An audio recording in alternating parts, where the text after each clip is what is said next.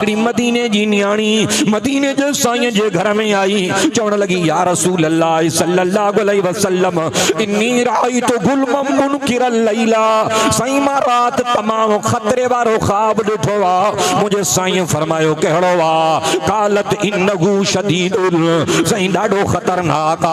मुझे साईं फरमायो काल वमा हो ॿुधाए त साईं ख्वाब कहिड़ो आ? साईं ॾाढो सख्त आ ॾाढो खतरनाक आ। मुझे साईं फरमायो बयान कर केड़ो वा चेती रही तू कान कितातम मिन जसदिक फकुतिया साईं मां ॾिठुम त को माण्हू ज़ुल्म सां ॾाढाईअ सां तव्हांजे जिस्म जूं बूटियूं पियो कपे तव्हांजे गोश्त जा टुकड़ा पियो कटे वरी कटींदो मुंहिंजे झोलीअ में उछलाईंदो पियो वञे। साईं तव्हां कहिड़ो ॾोह कयो तव्हांजे जिस्म जूं बूटियूं साईं तव्हांजे जिस्म तां कुर्बान वञा। मदीने जे मीर फरमायो राइति खैरन तलिद फातिमा तो इंशा अल्लाह गुलामा तलिदो फातिमा तो इंशा अल्लाह गुलामा। मदीने जे मीर फरमायो उम्मुल फज़ल हारिस जी धीअ तूं वाह जो बेहतरीन ख्वाब ॾिठो आ।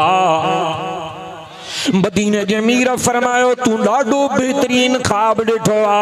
मुंहिंजी फातिमा पेट भरे साए गोर वारी आ। मुंहिंजी फातिमा बचड़ो ॼणींदी उहो बचड़ो तुंहिंजे झोलीअ में पलंदो। मुंहिंजी फातिमा जो बचड़ो मुंहिंजे जिगर जो टुकड़ो न आहे त ॿियो छा आहे? अल्लाहु अकबर कबीरा।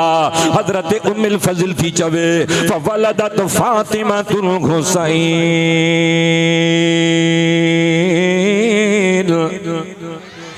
फकानत फी हजरी कमा काल अलैहि सलातु वस्सलाम।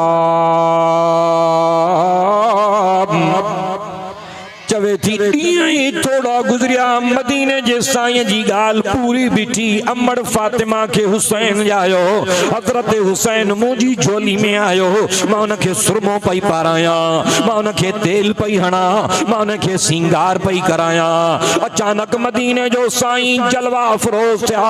मुंहिंजे साईं बि मुस्किरायो अमड़ फातिमा बि मुस्किरायो मां बि खिली वेठुमि। मुंहिंजे साईं फरमायो उम्मुल फज़ल कीअं चयो हुई त ख्वाब खतरनाक आ? अज बुधाए तो जो ख्वाब तमाम बेहतरीन साबित हो या खतरनाक आ? उम्मुल फज़ल चयो साईं मुझे अल्लाह जा एहसान थी विया ए तवां जो जिगर गोशो तवां जे गोश्त जो टुकड़ो मुंहिंजी झोली में आ। मदीने जे साईं जे लाइ उम्मुल फज़ल थी चवे फकानत मिन्नी इल्तिफाततुन फैज़ा आईना रसूल अल्लाह सल्लल्लाहु अलैहि वसल्लम। चवे थी मुंहिंजा थोड़ो ख्याल बदलजी साईं जे चेहरे ॾे वरी जो तकिया साईं जे चेहरे मां अखियुनि मुबारकनि मां नीर पाणीअ जा वही हलिया वॾा वॾा घोड़ा पिया किरनि। मां मदीने जे साईं खे चयुमि फिदा का बी व उम्मी मालक या रसूल अल्लाह ओ अल्लाह जा महबूब मुंहिंजो अबो बि तव्हांजे कदमनि तां कुर्बान थी वञे मुंहिंजी अमड़ बि तव्हांजे कदमनि तां घोरजी वञे। साईं हाणे त खिलो पिया हाणे जो हाणे छा थी वियो? मुंहिंजे साईं फरमायो हाणे जो हाणे मां वटि जनाबे जिब्रील आयो मांखे ख़बर ॾिनई त तुंहिंजी उम्मत जा कुझु ज़ालिम माण्हू हिन बचड़े खे शहीद कंदा। अतानी बितुरबत मिन तुरबतिन हमरा मां वटि ॻाढ़े रंग जी करबला जी मिट्टी बि आंदई साईं हिन सरज़मीन ते तव्हांजा बचड़ा कुसबा। मां चयुमि हे बचो चयो हा साईं हा। मां चयुमि हे बचो चयो जिब्रील चयो हा साईं हा। अल्लाहु अकबर कबीरा।